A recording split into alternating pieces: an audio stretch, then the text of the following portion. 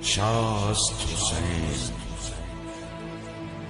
بادشاه است حسین، دین است حسین، بی پناه است حسین. سرداد نداد دست در دست یزید، حقا که بنای لا الہ است حسین. پروگرام کا سلسلہ جاری ہے گڈ مارننگ کراچی کا.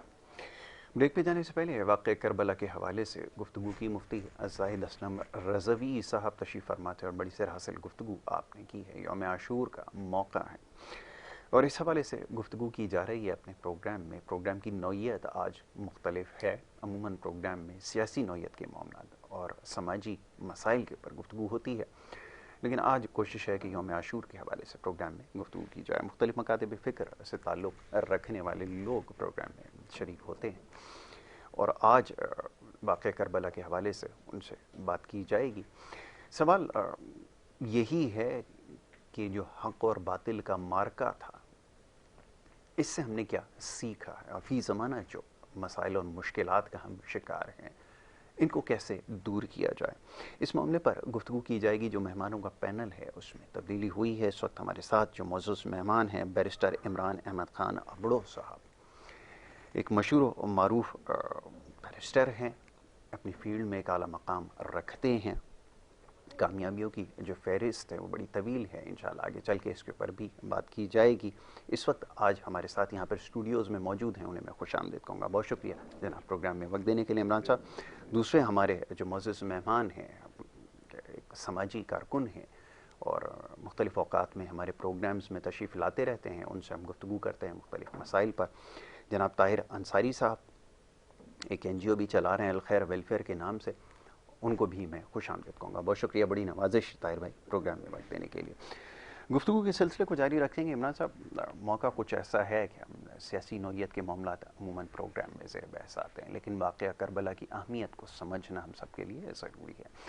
ابتدائیہ میں نے تذکرہ کیا کہ جو ہمیں آج مشکلات ہیں، جن مسائل کا ہم شکار ہیں، کیسے ان سے نپٹا جائے. دوسرا یہ کہ اس واقعے کو دیکھتے ہوئے کیا سمجھنے کی ضرورت ہے، کیونکہ اس وقت بھی معاملہ وہی ہے، وہی باطل قوتیں ہیں جو حاوی ہیں.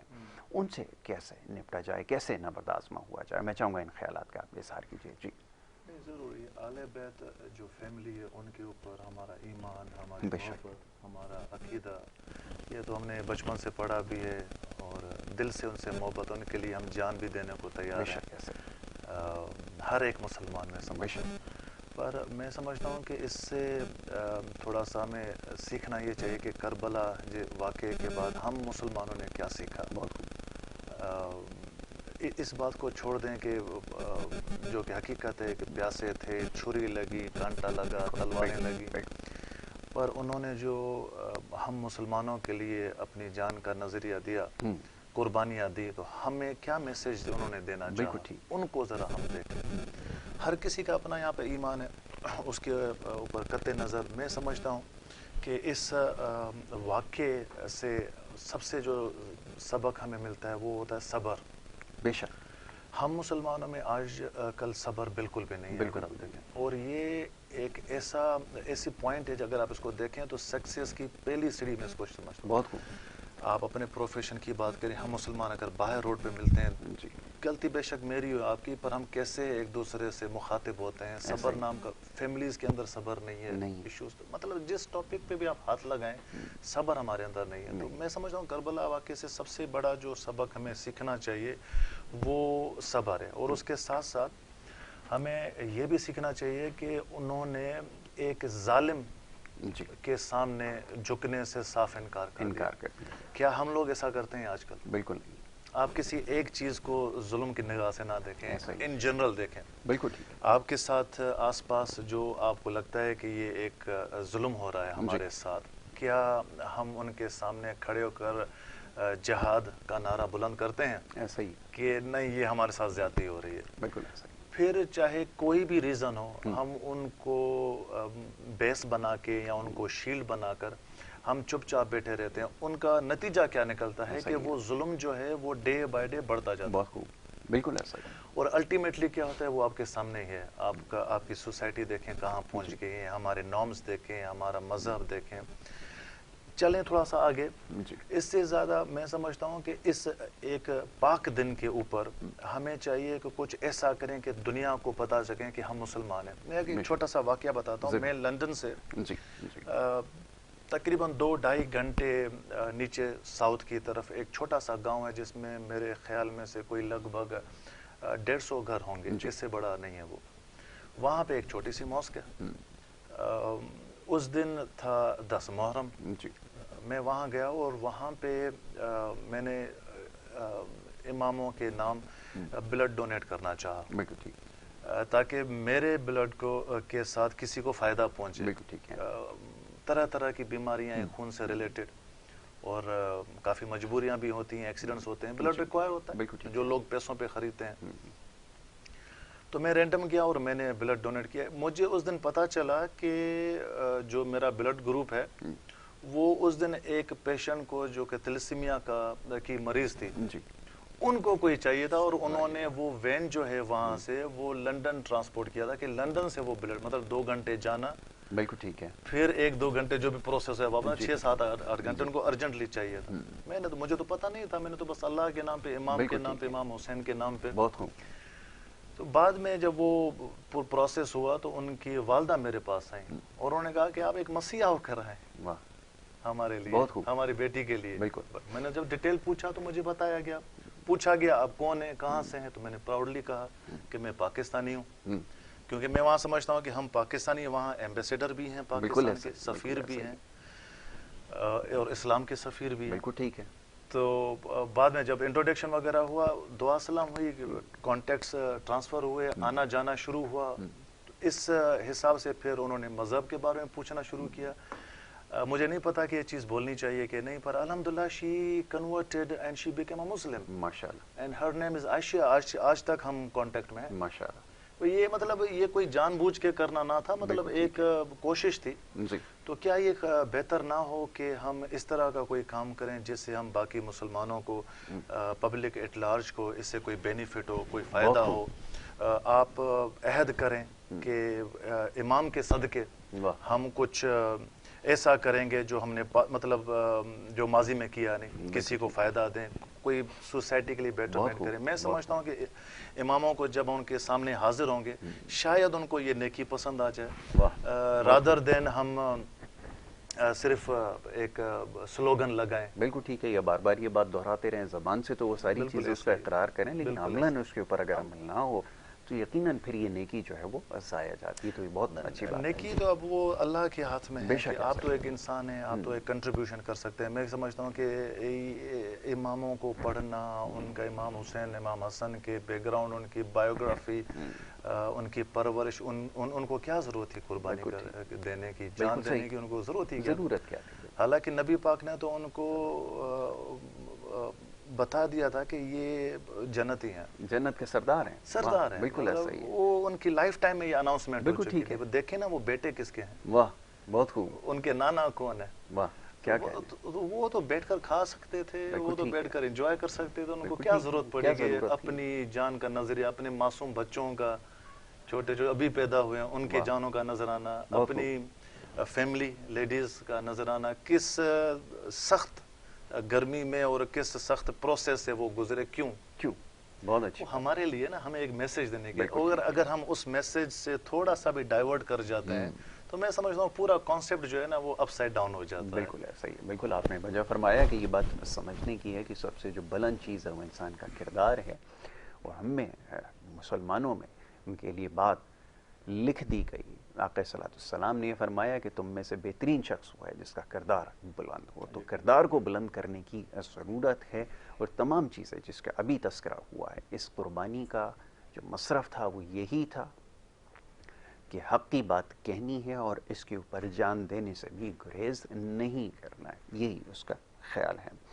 جناب طاہر انصاری صاحب ماشاءاللہ مصروف رہتے ہیں, کار خیر کے کاموں میں بڑھ چڑھ کر حصہ لیتے ہیں. اس وقت کیونکہ بلوچستان کے اندر جو صورتحال ہے, میں چاہوں گا ذرا اس حوالے سے آگاہ کیجیے. جو پچھلی دفعہ جو زلزلہ اور اس طرح کی قدرتی آفات آئی ہیں اس میں آپ کی جو تنظیم ہے اس نے بڑھ چڑھ کر حصہ لیا اور کام بھی کیا. اس وقت کی صورتحال کے بارے میں بات کرنا ضروری ہے کیونکہ وہاں پہ جو صورتحال ہے بہت زیادہ خراب ہو چکی ہے، خاص طور پہ سیلاب کے بعد. کیا سلسلہ ہے؟ میں چاہوں گا ذرا اس کے حوالے سے ہمیں آگاہ کیجیے. بسم اللہ الرحمن الرحیم.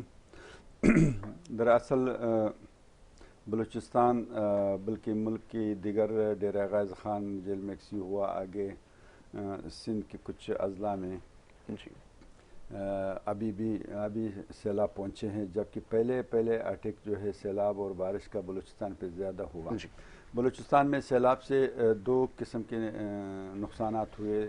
ایک تو بارش سے ہوئے اور دوسرا وہاں کی جو ڈیمز ہے وہ اکثریت جو ہے ڈیموں کے ٹوٹنے کی وجہ سے زیادہ ہوا. جو بالائی علاقہ ہے جہاں پہ ڈیم ٹوٹ کر کے پانی آ کر کے گاؤں کے گاؤں جو ہے وہ صفائی ہستی سے مٹا دیا گیا ہے.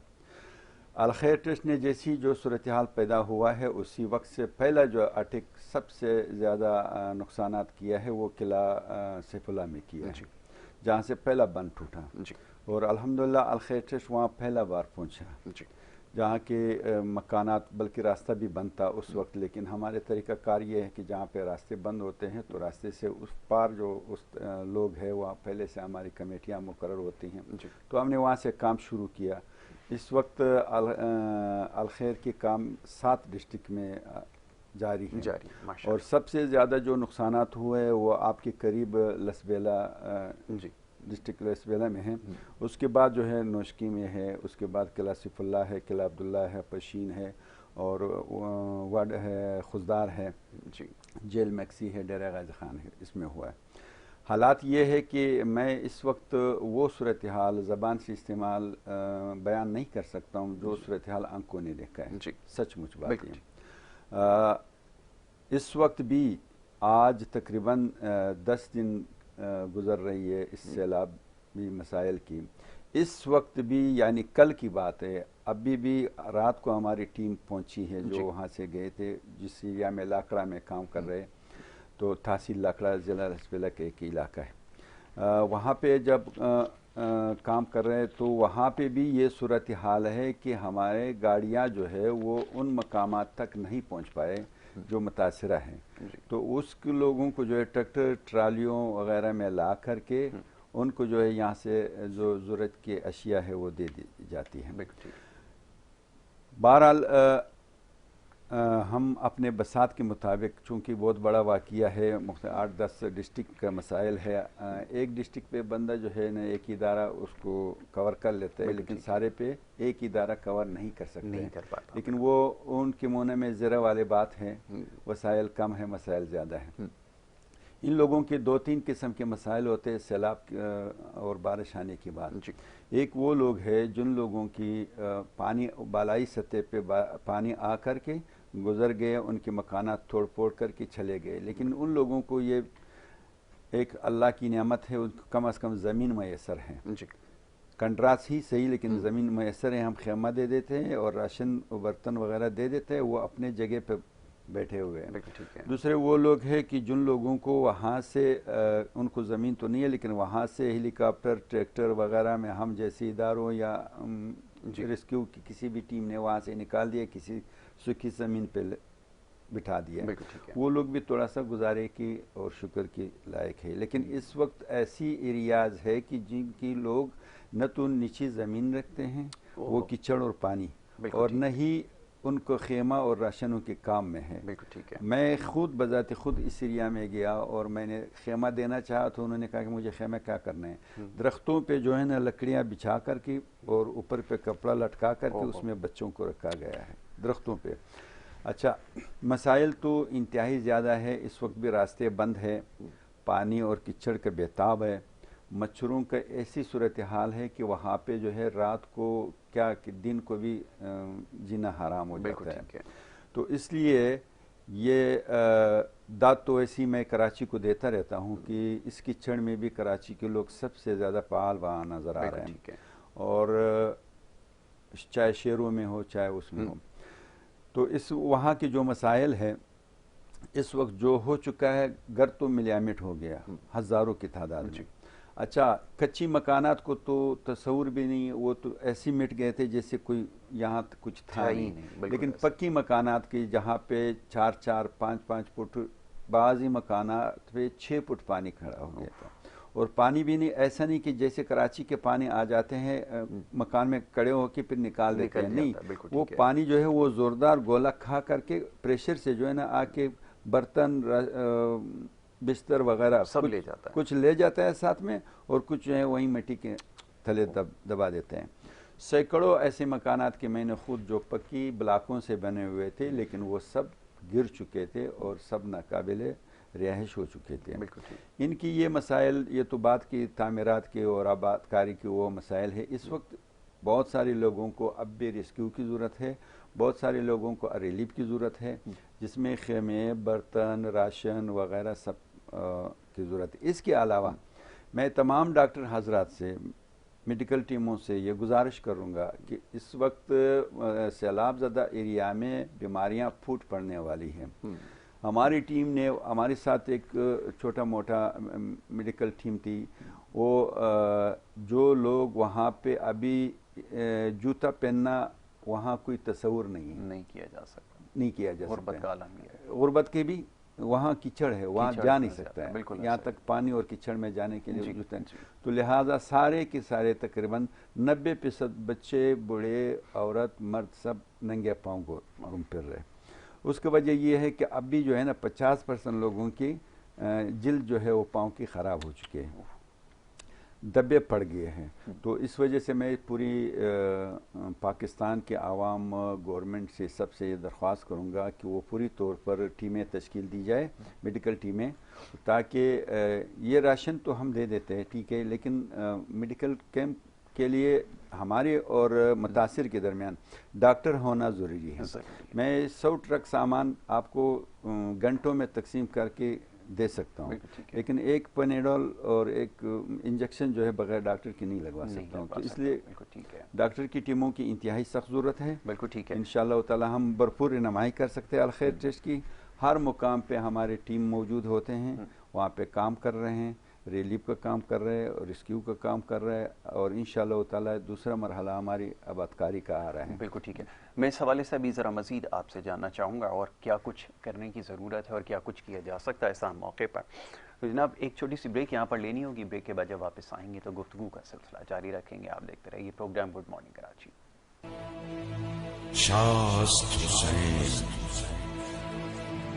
بادشاہ است حسین، دین است حسین، دی پناہ است حسین،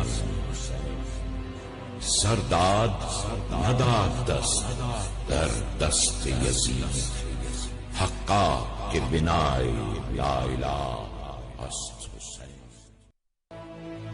شاست حسین، بادشاہ است حسین، دین است حسین، دی پناہ است حسین، سرداد نداد دست در دست یزید، حقا کے بنائے لا الہ است حسین۔ پروگرام کا سلسلہ جاری ہے جی۔ بریک پہ جانے سے پہلے گفتگو ہو رہی تھی کچھ ملکی مسائل کے حوالے سے بھی، اس وقت جو سیلاب کے بعد کی صورتحال ہے اس پہ بھی گفتگو ہوئی، اور آج یوم عاشور کے حوالے سے بھی پروگرام کے ابتدا میں تفصیلاً گفتگو ہوئی ہے۔ اسی موضوع کے اوپر رہتے ہوئے کچھ اور معاملات ہیں جس کے اوپر گفتگو کی جائے گی۔ معزز مہمان اسٹوڈیوز میں تشریف رکھتے ہیں، ان سے ہماری بات ہو رہی تھی ان تمام معاملات پر۔ جناب بیرسٹر عمران احمد خان اپڈو صاحب یہاں تشریف فرما، اور میں دیکھ رہا تھا ماشاءاللہ بہت ساری اچیومنٹس آپ کی ہیں، اس کے اوپر انشاءاللہ تفصیلاً آگے بات ہوگی۔ پاکستان کے پہلے ایک اسٹوڈنٹ جن کو ویلز یونیورسٹی میں ٹاپ کرنے کا جو ہے وہ UK کی اعزاز حاصل ہوا، اس کے علاوہ اور بہت ساری ماشاءاللہ اچیومنٹ ہیں۔ تو عمران صاحب سے گفتگو کر رہے تھے کچھ اس معاملے کے اوپر، جیسا بھی آپ نے ابتدا میں تذکرہ کیا کہ واقعہ کربلا کو سمجھنا ضروری ہے، اس قربانی کی اہمیت کو سمجھنا ضروری ہے۔ ملکی حالات کو دیکھتے ہوئے اس وقت مرحلہ وہی ہے کہ حق اور باطل کی جو پہچان ہے وہ کرنا لوگوں کو بڑا مشکل ہو رہا ہے۔ اب سیاسی نظام جو رائج ہے، جو اس وقت آپ صورتحال دیکھ رہے ہیں، اس میں بھی یہی بحث ہو رہی ہے کہ کون صحیح ہے اور کون غلط ہے، اس کا تعین کرنا ضروری ہے۔ میں ذرا چاہوں گا اس پہ اپنے خیالات کا اظہار کیجیے، یہاں پر کیسے پہچانا جائے اور اس سسٹم میں رہتے ہوئے کیسے یہ حقیقی تبدیلی لائی جائے یہ ایک بڑا اہم سوال ہے، میں چاہوں گا ذرا اس پہ اپنے خیالات کا اظہار کیجیے۔ یہ ٹاپک ایسا ہے جس پہ اگر ہم بیٹھے نا تو میں سمجھتا ہوں کہ 24 گھنٹے لگ جائیں گے ہمیں، ایک واسٹ ٹاپک ہے اور ایک ایک ٹاپک کے اوپر ہم گھنٹوں بات کر سکتے ہیں۔ بالکل ایسا ہے۔ پر اگر ہم جیسے کہ ٹائم ذرا آپ کے پروگرام کا مختصر ہے اور ان نٹشل میں بات کی جائے تو جو بیک بون ہے تبدیلی کا وہ صرف ایک چیز ہے اور وہ ہے نالج، ایجوکیشن۔ بالکل ٹھیک ہے۔ اگر ہمارے اندر ایجوکیشن نہیں تو ہم بھٹک سکتے ہیں بڑے آسان طریقے سے۔ کوئی آ کر اپنا مینیفیسٹو بتا دے، میں صرف سیاست کی نہیں جنرلی بات کر رہا ہوں، اپنا کوئی نظریہ بتا دے، ہم ادھر مولڈ ہو جاتے ہیں۔ بالکل ٹھیک ہے۔ تو اگر ہم سفیشینٹ ہمارے پاس نالج ہے تو پھر ہم ایک ریئل معنی کے اندر ہمیں پتہ چل جائے گا کہ ہمارے کیا رائٹس ہیں۔ تاریخ پڑھی ہوگی، دونوں سائڈوں سے ہم پڑھیں گے تو اس کے بعد ہم پھر بیلنس کر سکتے ہیں۔ بالکل ٹھیک ہے۔ جیسے الحمدللہ میں نے نہ فقط قرآن پڑھا ہے پر میں نے گیتا بھی پڑھی، میں نے بائبل بھی پڑھا ہوا ہے، تو وہاں پہ پھر جب ہمارے بحث ہوتے تھے تو پھر میں ان کو بھی ریفرنس دیتا تھا ان کے مذہب۔ پھر وہ مجھے کہتے تھے کہ بھائی آپ تو مسلمان ہیں کیونکہ آپ بائی برتھ ہیں۔ میں نے کہا نہیں، میں نے آپ کا بک بھی پڑھا ہے۔ تو جب آپ بیلنس کریں گے، جب دونوں طرف سے پڑھیں گے، پھر آپ کو پتہ چلے گا کہ ہم مسلمان کیوں ہیں۔ کیا اس لیے ہیں کہ مسلمان کے گھر میں پیدا ہو گئے؟ بالکل ایسا ہی۔ یا پھر آپ اپنا مائنڈ یوز کر کے بہت اچھی بات بیلنس کریں گے۔ تو کہنے کا مطلب یہ ہے کہ جو ایجوکیشن ہماری سوسائٹی میں جب ہوگی نا تو یہ کرائم ریشو بھی کافی کم ہو جائے گا، حق کی بات ہم کر سکیں گے۔ نالج ہوگا تو ہمیں، اگر آپ جیسے پولیٹکس کی بات کریں تو ہمیں پتہ چل جائے گا کہ کس پارٹی کا مینیفیسٹو جو ہے اس میں دم ہے، کس کو سپورٹ کرنا چاہیے۔ پر انفارچونیٹلی ہمارا جو تعلیمی نظام میں سمجھتا ہوں کہ دنیا کا ورسٹ ہے۔ بالکل، کیونکہ انٹرنیشنل یونیورسٹیز میں پڑھ چکا ہوں، یو کے میں پڑھ چکا ہوں، وہاں پہ ڈبل فیلوشپ کر چکا ہوں۔ پھر جب میں ادھر آیا ہوں پاکستان، آج کل کے بچوں کو دیکھ رہا ہوں، آج کل کے نوجوانوں کو دیکھ رہا ہوں، انفارمیشن ہے۔ بالکل ٹھیک ہے۔ گوگل سے آپ کو ہر طرح کی انفارمیشن ملے گی جو کہ ہمارے زمانے میں نہیں ہوا کرتی تھی، ہمیں لائبریری میں جانا ہوتا۔ بالکل صحیح ہے۔ پر یہاں پہ انفارمیشن اتنی ہے کہ آپ فنگر ٹپس پہ یہ بھی دیکھ سکتے ہیں کہ جیمس ویب ٹیلیسکوپ کہاں پہ اس ٹائم پر لوکیٹڈ ہے، بالکل نیو ہاریزون ٹیلیسکوپ کہاں پر جو ہے وہ سیٹلائٹ کہاں پر۔ بالکل صحیح۔ پر کیا نالج ہے ہمارے پاس؟ کیا ہمارے نوجوانوں کے پاس نالج ہے؟ ان کو اتنا ٹائم ملے تو وہ پڑھے نا، وہ تو صرف لگے ہوئے ہیں موبائلوں میں۔ چھوٹے بچوں کو آپ دیکھیں 3-4 سال کے پر ان کے پاس بیگ ہوگا اتنا بڑا ہیوی۔ میں سمجھتا ہوں کہ اگر ہمیں تبدیلی لانی ہے تو سب سے پہلے ہمیں اپنے نوجوانوں کو، اپنے بچوں کو پراپر معنی میں بیٹھ کر تعلیم دلوانی پڑے گی۔ دنیاوی تعلیم تو ضروری ہے دنیا میں جینے کے لیے، جاب لینے کے لیے، بزنس کرنے کے، پر اصلی تعلیم جو ہے وہ آپ کا دین ہے۔ اگر آپ دین کی تعلیم دیں گے تو میں سمجھتا ہوں دین کی تعلیم میں دنیا کی تعلیم بھی ہے۔ یہ میرا پرسنل ایکسپیرینس۔ آج کل ہم دیکھتے ہیں جی کو بڑے بڑے یہاں پہ اپنا کراچی کے سکولز ہیں، نام نہیں لیتے، ان کے آپ بچے دیکھیں تو ہم پیرنٹس، آپ اور میں بڑے خوش ہوتے ہیں کہ ہمارا بچہ جو ہے وہ فلاں کالج میں پڑھ رہا ہے، انگلش میں بات کرتا ہے، انگلش میں بات کرتا ہے۔ آپ ان کے رزلٹ تو دیکھیں، پر آپ ان سے پوچھیں نا کہ سورہ اخلاص کیا ہے، نہیں، ان کو یہ پوچھیں کہ کلمہ بتا دیں تو ان کا مطلب نہیں بتا پائیں گے۔ تو یہ تعلیم بتائیں مجھے کس چیز کس کام کی ہے۔ بہت خوب۔ تو اپنی بات کی طرف واپس آ کے اس کو پھر اختتام کرتے ہیں کہ تبدیلی لانی ہے تو سب سے پہلے آپ کو تعلیم دلوانی پڑے گی اپنے بچوں کو۔ تعلیم کون سی دلانی پڑے گی؟ دنیا تو دلوانی پڑے گی، دینی تعلیم بھی دلوانی پڑے گی آپ کو اپنے بچوں کو، اگر آپ سچ معنی میں تبدیلی لاتے ہیں۔ اگر ایک بچہ ایجوکیٹڈ ہے، اس کو اسلام کے فرائض پتہ ہیں کہ میرے پڑوسیوں کے کیا حق ہیں، میرے مسلمان بھائیوں کا کیا حق ہے، تو وہ پھر امپلیمنٹ کرے گا آپ کی سوسائٹی میں۔ جب وہ امپلیمنٹ کرے گا تو آپ کو تبدیلی فرق نظر آنا پڑے گا۔ کیوں آپ اور ہم آج کل انگریزوں کی تعریف کرتے ہیں، لندن جاتے ہیں کہ وہاں صفائی بھی ہے، وہاں کا انگریز جو بڑا پولائٹ ہے، چور نہیں ہے، یہ مطلب ساری تعریفیں آپ اور ہم بیٹھ کے کر رہے ہوتے ہیں۔ پر جب ہم مسلمانوں کی بات کر رہے ہیں تو پھر ہمارے الفاظ ایسے کیوں نہیں نکلتے؟ بالکل ٹھیک ہے، تعلیم ذرا کم ہے۔ بالکل ٹھیک ہے۔ تو دیٹ از اونلی کنسرن، میں سمجھتا ہوں کہ اگر تھوڑی سی تعلیم آ جائے تو تبدیلی آنا شروع ہو جائے گی، شروع ہو جائے گی۔ اور دوسرا یہ کہ اب ایک بڑا عام سوال ہے کہ جو سیاست ہے ہمارے ملک کی وہ بڑی مختلف ہے دنیا سے۔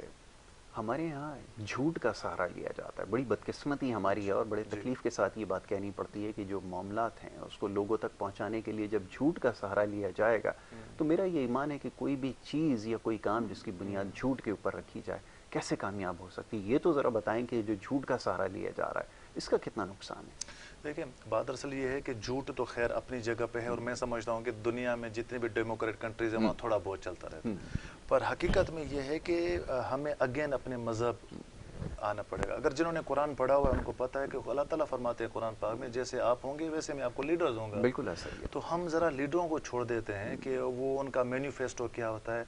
वैसे तो मैं किसी को रिप्रेजेंट नहीं कर रहा हूँ इस टाइम पर, मैं एक सिंपल बात कर रहा हूँ कि अमूमन कुछ सियासतदान कहते हैं कि हम लोगों को किसी नेमत से महरूम रखें ताकि कल के बाद उसके ऊपर जाकर हम वोट लें।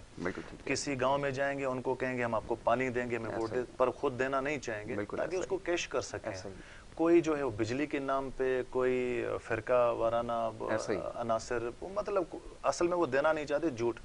पर हकीकत ये है कि जो असली प्रॉब्लम मैं समझता हूँ, the real concern is inside us, कि हम खुद करप्ट हैं एज इंसान। आप सियासतदानों को छेड़ें, आपका रेडियो वाला करप्ट है। ऐसा ही कुछ दिन पहले मैंने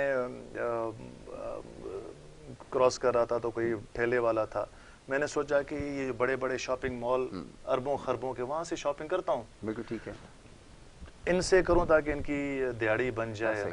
तो मैंने उनसे एक आम की पेटी ली, जरा सुनिएगा जी।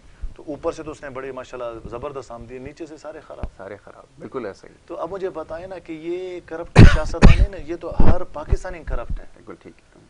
रेडी वाला करप्ट है, दुकान वाला करप्ट, जिसके हाथ में जितना आता है कोई मौका ज़ाया नहीं जाने, बिल्कुल नहीं करता।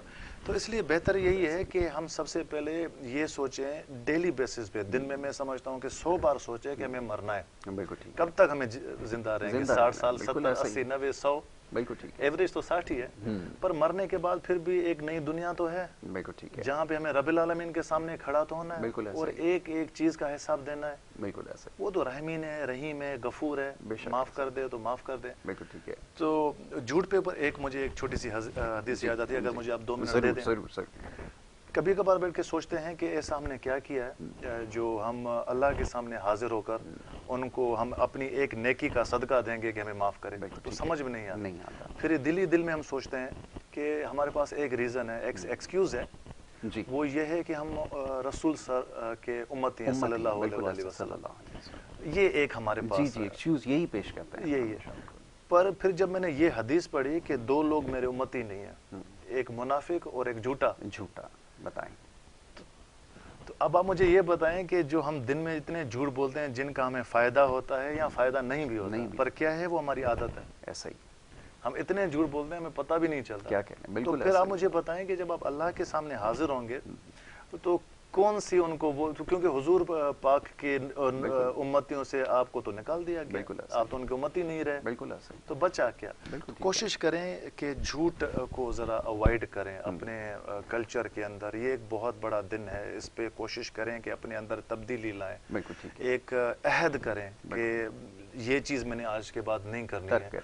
आप कोशिश करें 10 दिन 15 दिन, हो सकता है थोड़ी बहुत आपको हेजिटेशन हो, पर ट्रस्ट में जब आप इस्लाम के राह पे चलेंगे कहाँ से मदद आएगी आपको नहीं पता। ये मैं देख कर आ रहा हूँ जिसको हम कहते हैं कि काफरों के मुल्क में, मैं तो उनको कहता हूँ नॉन मुस्लिम जी, तो उनके मुल्क में वहाँ तो झूठ ही नहीं है। बिल्कुल ऐसा ही। तो दुनिया चल रही है, सुपर पावर है, अरबपति खरबपति हैं, तो क्या मतलब झूठ से ही बिजनेस होता है? बिल्कुल ठीक है। झूठ से ही मैं पैसे कमाऊंगा, तो फिर ये लोग कैसे करते हैं? तो ये सारा जो है ना आपका स्टेट ऑफ माइंड है। कोशिश करें झूठ को अवॉइड करें, तर्क करें, और इस्लाम की राह पे चलें, अल्लाह आपकी मदद करेगा। इमाम हुसैन और मौला अली, हुजूर पाक, सब आपकी मदद। बिल्कुल ऐसा ही। ये बात बिल्कुल दुरुस्त है कि अपने मामलात को अगर आपने ठीक करना है तो पहले इसको समझना होगा कि जो झूठ की आदत है इसको तर्क किया जाए। और जैसे अभी भाई हमारे फरमा रहे थे, बड़ी अच्छी बात उन्होंने कही है कि जब तक अपने अंदर तब्दीली लेकर नहीं आएंगे तब तक मुमकिन नहीं है कि हमें वो लोग मैसर आएँ जो हमारे लिए कुछ कर सकें।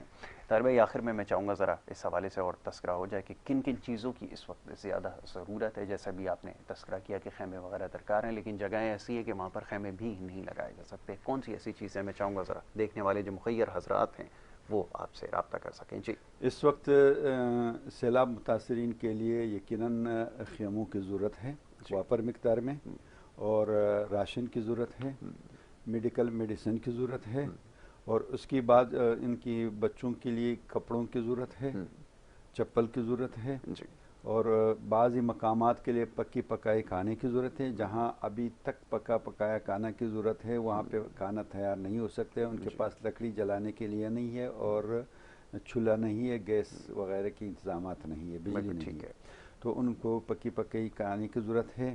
اس مسائل کے بعد, اس مراحل کے بعد دوسرا مرحلہ ہے ان کو بیلچے, گینتری اور مٹی اٹھانے والی یہ جو ہاتھ کا ٹرالی ہے ان کی شدید ترین ضرورت ہے, تاکہ یہ لوگ اپنے جو جہاں پانی نہیں ہے وہ اپنے مکان کو خود آباد کر سکیں. بالکل ٹھیک ہے. اگر یہ انتہائی ضروری ہے, گینتری, بیلچا اور مٹی اٹھانے ٹرالی, یہ تین ہر گھر کی ضرورت ہے.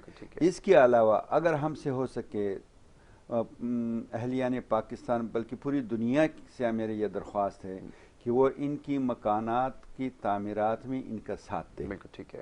اور تیسری بات, ایک چیز جو مجھے بھول گئے تھے وہ میں یہ بتاؤں, اس وقت مچھردانیوں کی اشد ضرورت ہے. مچھردانی ہو اور مسپل ہو, لوشن ہو جو مچھر سے بچایا جا سکے, اور صابن کی ضرورت ہے واپر مقدار میں, جہاں ان کے کپڑے دھونے کی صابن ہو یا نہانے والے صابن ہو.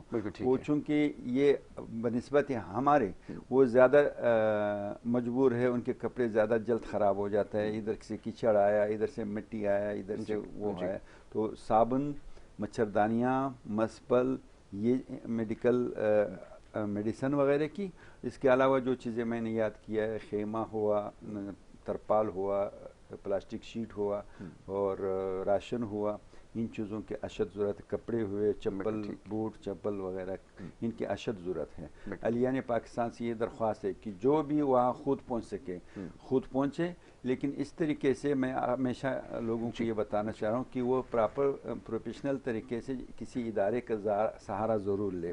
الخیر ٹرسٹ نے جیسی یہ سیلاب شروع ہوا ہے اس وقت سے یہ اعلان کیا گیا ہے کہ جو بھی وہاں جانا چاہیں اور جو بھی کوئی چیز بھیجنا چاہے وہاں پہ, ان کے لیے تمام ٹرانسپورٹیشن فری. بالکل ٹھیک ہے.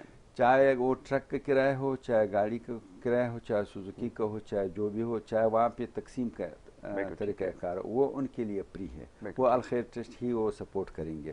باقی لوگ جو جہاں پہ جائے تو خود جانے سے بہتر یہ ہے کسی ادارے کا سہارا لے لے. اس کا وجہ یہ ہے کہ وہ تھک جاتے ہیں, اس کو طریقہ تقسیم کا معلومات نہیں ہوتا ہے, اپنے جذبے کے تحت جا کے وہاں پہ پھنس جاتے ہیں. بعض میں کبھی کبھی بگدڑ مچ جاتے ہیں. ہر ایک محتاج ہے.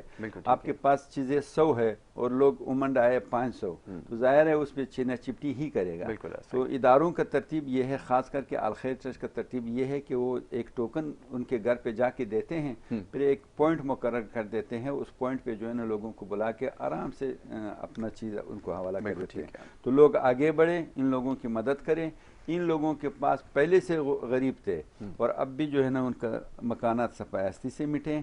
اب یہ مکانات دوبارہ تعمیر کرنا یہ کسی کی 10% بھی لوگوں کی بس کی بات نہیں ہے. 90% لوگ جو ہے وہ ہمارے اور آپ کی امداد کے محتاج ہیں, جسے ہمیں مدد کرنی چاہیے. بالکل ٹھیک ہے. طاہر بھائی, میں بڑا شکر گزار ہوں کہ آپ نے پروگرام میں وقت دیا, اور یہ جو خیر کا کام آپ کر رہے ہیں اسی طرح کرتے رہیے. اور جو پروگرام دیکھ رہے ہیں ان سے بھی یہ گزارش ہے کہ جو مخیر حضرات چاہتے ہیں تعاون کرنا ہے اس وقت, کیونکہ سیلاب کی صورتحال ہے بلوچستان کے اندر, اور جس طرح ابھی طاہر بھائی نے تذکرہ کیا کہ وہاں پہ جو لوگوں کو مشکلات ہیں, اور یہی وقت ہے.